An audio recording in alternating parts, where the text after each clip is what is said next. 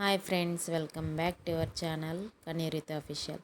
இன்றைக்கி நேற்று சந்திர கிரகணம் தானே, அதனால தான் காலையில் ஏந்துட்டு சாமி கும்பிடலாமன்ட்டு எல்லாமே க்ளீன் பண்ணுறேன் ஃப்ரெண்ட்ஸ். வீடெல்லாம் க்ளீன் பண்ணிட்டேன். அதுக்கப்புறமா ஃபோட்டோஸ் கிட்ட எல்லாமே க்ளீன் பண்ணிட்டு அதுக்கப்புறமா பூஜை அதெல்லாம் பண்ணும்.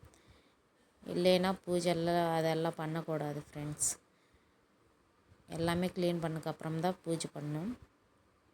அதனால தான் க்ளீன் பண்ணுறேன் ஃப்ரெண்ட்ஸ். இந்த வீடியோ பிடிச்சேன்னா லைக் பண்ணுங்கள், ஷேர் பண்ணுங்கள், கமெண்ட் பண்ணுங்கள் ஃப்ரெண்ட்ஸ். சப்ஸ்கிரைப் பண்ணுங்கள் ஃப்ரெண்ட்ஸ்.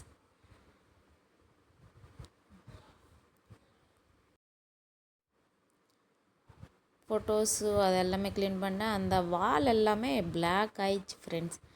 அது என்ன சஜஷன் கொஞ்சம் கமெண்ட் செக்ஷனில் கமெண்ட் ஃப்ரெண்ட்ஸ். அந்த வால் எல்லாமே ரொம்ப கருப்பாயிடுச்சு ஃப்ரெண்ட்ஸ். அது என்ன பண்ணணுமோ தெரிய மாட்டுது. கமெண்ட் செக்ஷனில் கமெண்ட் பண்ணுங்கள் ஃப்ரெண்ட்ஸ். ஏதாவது உங்களுக்கு தெரிஞ்சனா.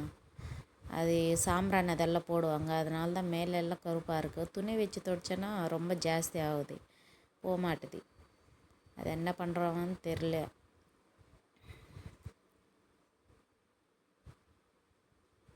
ஓம் நம சிவாய. பூஜை இதெல்லாம் முடிஞ்சதுக்கப்புறம் சமையலெல்லாம் பண்ணிவிட்டு வீட்டுக்காரன் ஆஃபீஸ்க்கு, குழந்தைகள் ஸ்கூல் எல்லாம் போயிட்டாங்க.